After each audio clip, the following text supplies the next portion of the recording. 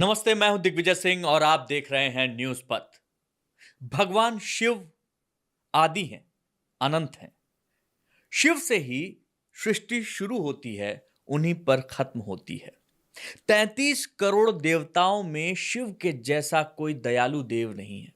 शायद यही वजह है कि पूरी दुनिया में जितने मंदिर भगवान शिव के हैं, उतने किसी के नहीं। इन्हीं मंदिरों में कुछ ऐसे मंदिर भी हैं जहां दर्शन करने से न केवल जन्म जन्मांतर के पाप मिट जाते हैं, बल्कि मनचाहा फल भी जरूर मिलता है।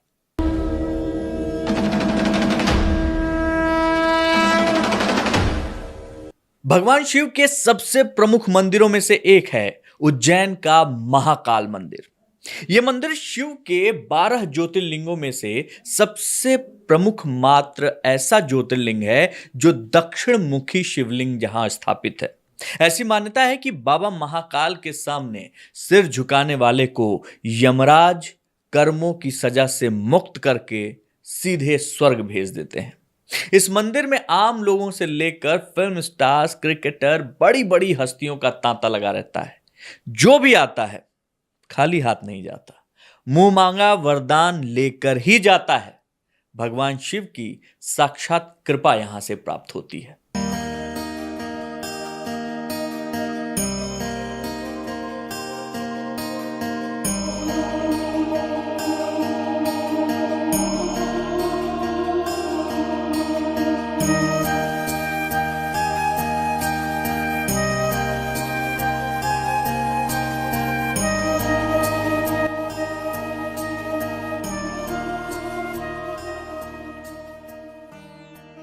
भगवान शिव काल से परे हैं। वे आदि हैं, वे अनंत हैं, वे महाकाल हैं। जिन लोगों को अकाल मृत्यु का भय रहता है, उनको महाकालेश्वर ज्योतिर्लिंग का दर्शन अवश्य करना चाहिए। महाकाल की कृपा से अकाल मृत्यु भी टल जाती है। जिस पर महाकाल की कृपा हो जाए, उसका काल भी कुछ नहीं बिगाड़ सकता। महाकालेश्वर ज्योतिर्लिंग की पौराणिक कथा का वर्णन शिव पुराण में भी है। आइए जानते हैं उज्जैन में कैसे विराजित हुए भगवान महाकाल। शिव पुराण की कथा के अनुसार उज्जैनी में चंद्रसेन नाम का राजा शासन करता था, जो परम शिव भक्त था। भगवान शिव के गणों में से एक मणिभद्र से उसकी मित्रता थी। एक दिन मणिभद्र ने राजा को एक अमूल्य चिंतामणि प्रदान की, जिसको धारण करने से चंद्रसेन का प्रभुत्व बढ़ने लगा।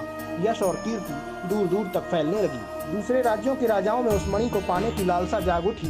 कुछ राजाओं ने चंद्रसेन पर हमला कर दिया। राजा चंद्रसेन वहां से भागकर महाकाल की शरण में आ गया और उनकी तपस्या में लीन हो गया। कुछ समय बाद वहां एक विधवा गोपी अपने 5 साल के बेटे के साथ पहुंची। उसका बेटा राजा को शिव भक्ति में लीन देखकर प्रेरित हुआ और वह भी शिवलिंग की पूजा करने लगा। बालक शिव आराधना में इतना लीन हो गया कि उसे माँ की आवाज भी सुनाई नहीं दे रही थी। उसकी माँ उसे भोजन के लिए बार बार आवाज लगा रही थी।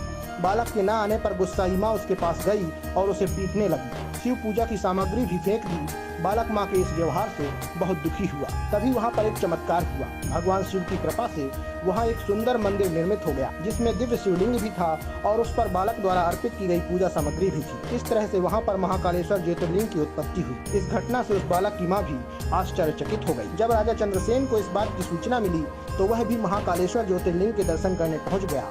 जो राजा मणि के लिए चंद्रसेन पर हमला कर रहे थे, वे युद्ध का मार्ग छोड़कर महाकाल की शरण में आ गए। इस घटना के बाद से ही भगवान महाकाल उज्जैनी में वास करते हैं। जिस प्रकार से काशी के राजा बाबा विश्वनाथ हैं, वैसे ही उज्जैन के राजा भगवान महाकाल हैं। क्या आपने उज्जैन जाकर कभी भगवान महाकाल के दर्शन किए हैं? हमें कमेंट करके बताइए। खबर पसंद आई हो तो आपके अपने चैनल न्यूज पथ को लाइक, शेयर, सब्सक्राइब करना ना भूलें। धन्यवाद।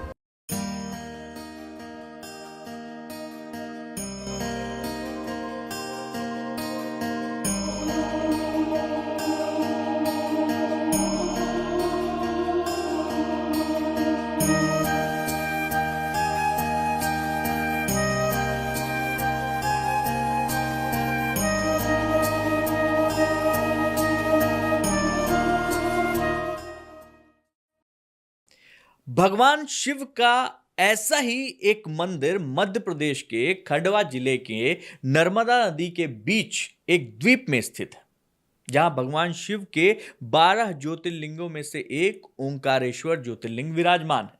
यहां प्रतिदिन ये मान्यता है कि रात में भगवान शिव साक्षात शयन के लिए आते हैं।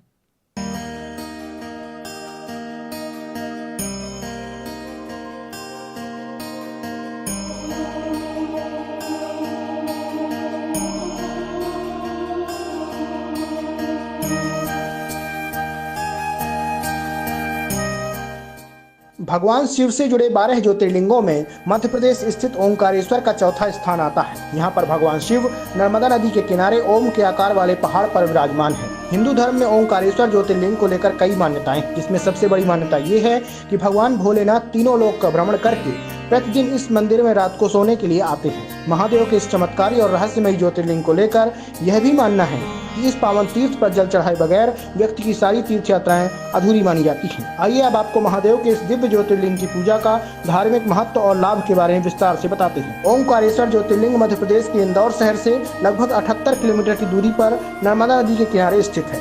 यह एकमात्र मंदिर है जो नर्मदा नदी के उत्तर में स्थित है। यहाँ पर भगवान शिव नदी के दोनों तट पर स्थित हैं। महादेव को यहाँ पर ममलेश्वर और अमलेश्वर के रूप में पूजा जाता है। धार्मिक महत्व के अनुसार ओंकारेश्वर ज्योतिर्लिंग के आसपास कुल 68 तीर्थ स्थित हैं और यहाँ भगवान शिव 33 कोटि देवताओं के साथ विराजमान है। इस मंदिर में शिव भक्तों की भारी भीड़ दर्शन और पूजन के लिए उमड़ती है।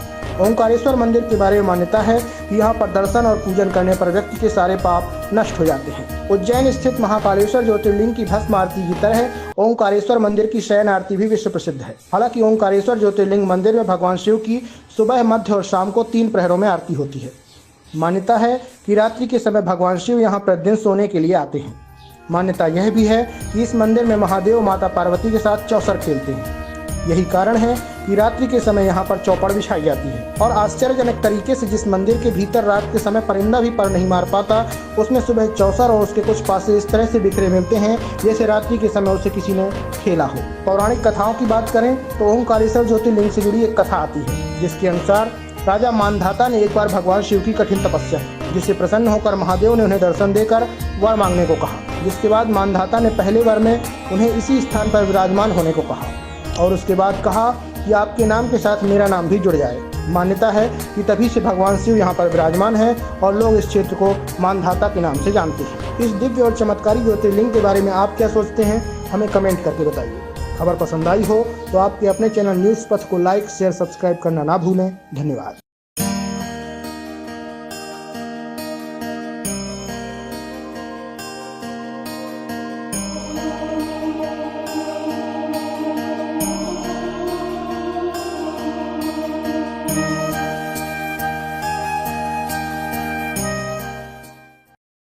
भगवान शिव के मंदिरों की बात हो और 4 धाम का जिक्र ना आए, भला कैसे हो सकता है।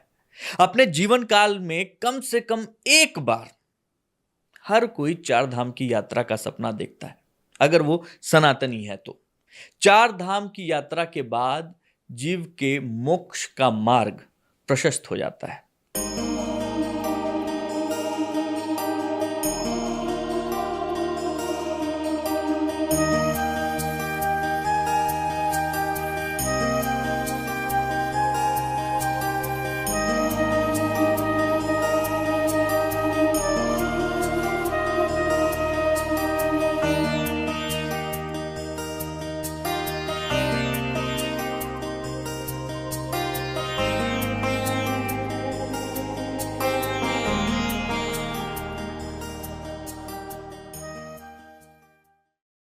चार धाम यात्रा। इस यात्रा का हिंदू धर्म में बहुत महत्व है। यह माना जाता रहा है कि प्रत्येक हिंदू को अपने जीवन काल में कम से कम एक बार इस तीर्थ यात्रा पर जरूर जाना चाहिए। ऐसी मान्यता है कि चार धाम यात्रा जीवन भर के पापों को धोकर मोक्ष के द्वार खोलती है। जब कोई तीर्थयात्री चार धाम यात्रा समाप्त करता है तो वह मन की पूर्ण शांति का अनुभव करता है। यहाँ हर साल लाखों की संख्या में दुनिया भर से श्रद्धालु आते हैं। आइए जानते हैं कि चार धाम यात्रा कहाँ से शुरू कर सकते हैं। तो हम आपको बता दें कि ये यात्रा या तो आप हरिद्वार से शुरू कर सकते हैं या देहरादून से। यात्रा शुरू करने के 2 तरीके हैं। नंबर 1 सड़क और दूसरा हेलीकॉप्टर द्वारा। सड़क मार्ग से चार धाम यात्रा हरिद्वार, दिल्ली, ऋषिकेश और देहरादून से शुरू होती है। हरिद्वार रेलवे स्टेशन इन पवित्र स्थानों में सबसे निकट का रेलवे स्टेशन है। हरिद्वार सड़क और रेल नेटवर्क के माध्यम से दिल्ली और अन्य प्रमुख शहरों से जुड़ा हुआ है। राज्य परिवहन और निजी बसें इन पवित्र तीर्थ स्थानों के लिए उपलब्ध हैं।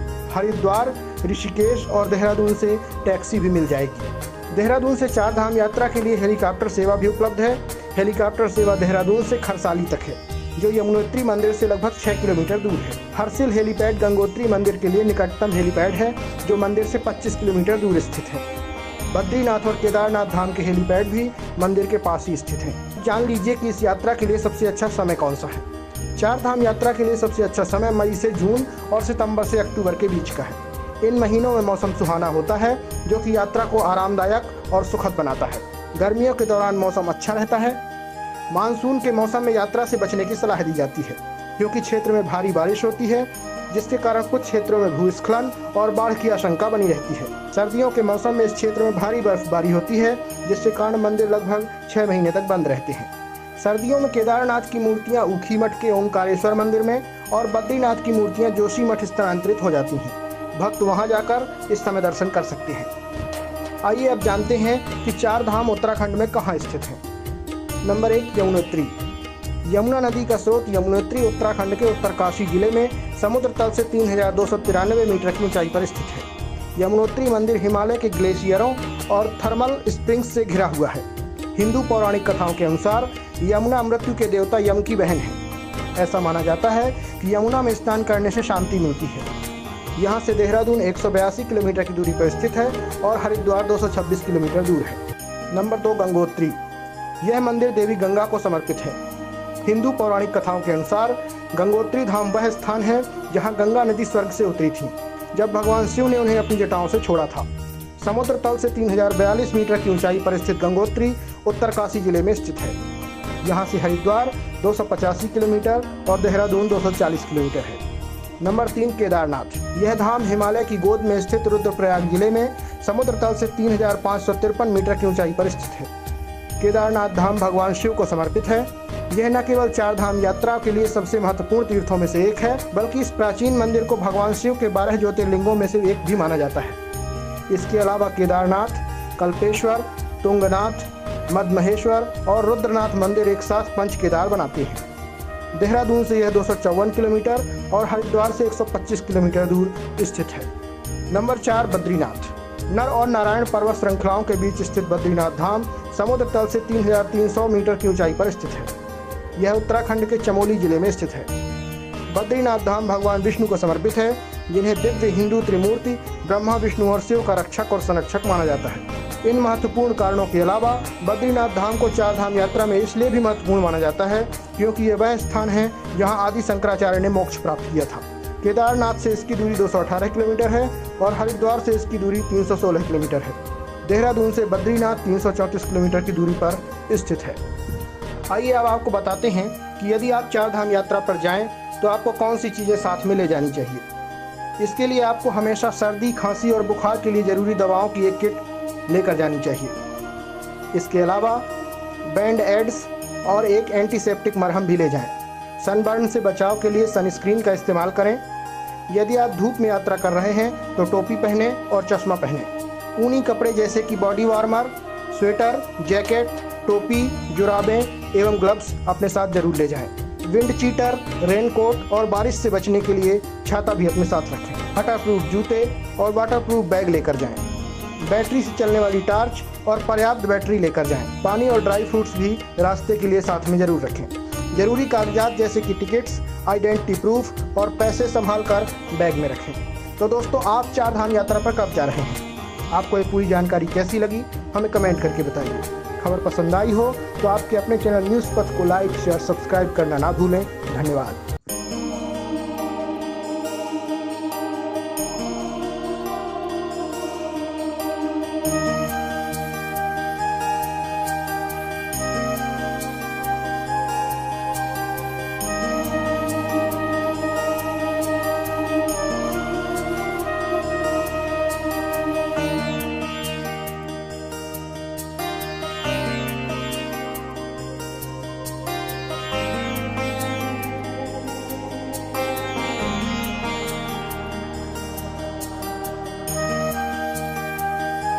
तो ये थी भगवान भोलेनाथ पर न्यूज़ पथ की खास पेशकश।